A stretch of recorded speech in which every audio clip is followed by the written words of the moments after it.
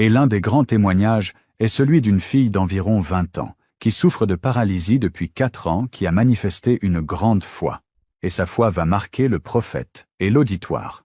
Elle est présente le 6 mars 2025. Ne pouvant pas se tenir sur ses pieds, elle est portée sur une chaise pour être amenée sur l'estrade. Mais dès que le prophète finit de prier, alors que les membres du service d'ordre veulent la soulever, elle refuse.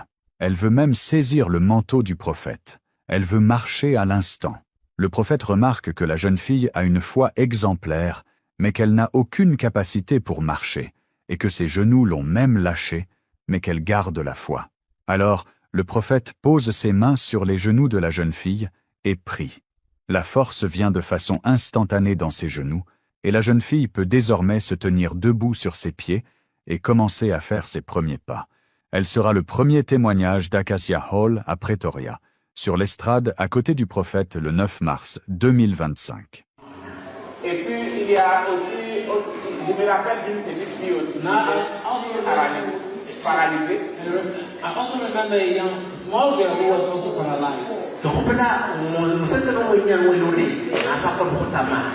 sais pas si elle est là aussi. I don't know if she's here as well.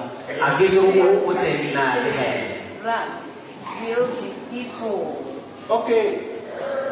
Oh, Tu peux venir avec ta mère. You can come here with your mother. Est-ce qu'il peut vous retrouver la Can vidéo? you find the video? Oh. Vous attendez un peu. You wait a bit. Wait a bit. Vous l'arrêtez là. You can stand there. No, no, no. Just stand.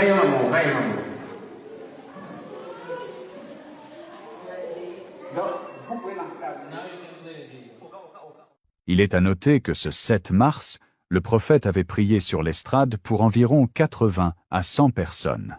Mais il y avait eu une plainte de la part des paralytiques et des boiteux et des aveugles qui estimaient que les personnes valides les bousculaient et prenaient leur place dans la ligne de prière. Et eux, les boiteux, ne pouvaient pas accéder au prophète.